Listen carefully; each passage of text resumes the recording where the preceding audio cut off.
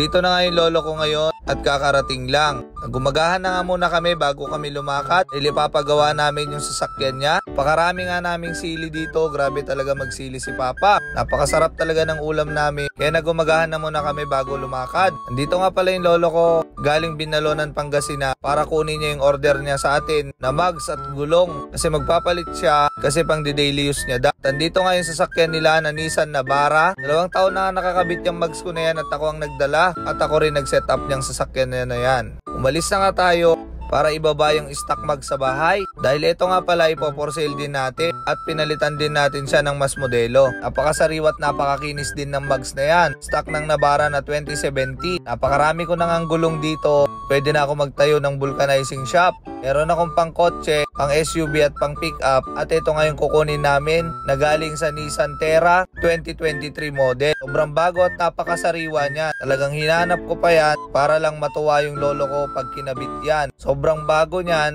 at pwede sa maselan yan. At kinarga na nga namin ng lolo ko para maipakabit na kasi nangihinayang nga daw siyang gamitin yung mugs ng offset at gulong. Ito na nga yung stock at ito muna yung pang didaily at papakabit namin. Ayan na nga si Alan yung kasama namin na tumulong dito nagbuhat. Nagtulungan na nga kami dito para mas mabilis. Baka mamaya maraming pila na naman sa paggawaan ng pagpapalitan namin ng mug. Napakabagay na nga nung mug kaso nang hinayang lolo ko at bumiyahe na nga kami kasama si Alan at si Lolo Maneng.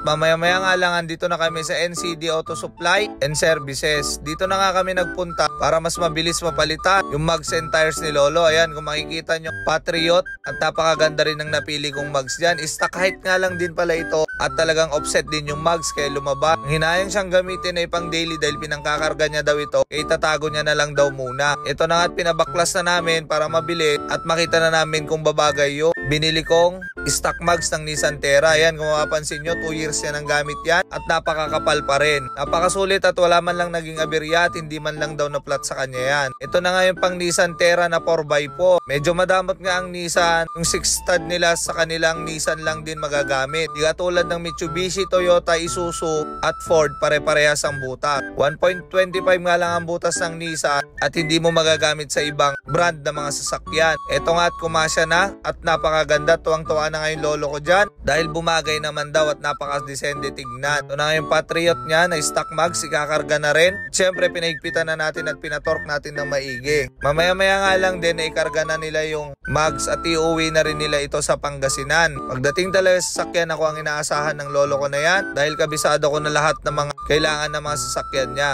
Siyempre mamaya-maya nga para mas makita natin yung kagandahan ng sasakyan, kailangan na natin palinisan. So yun, hanggang dito na lang ating video.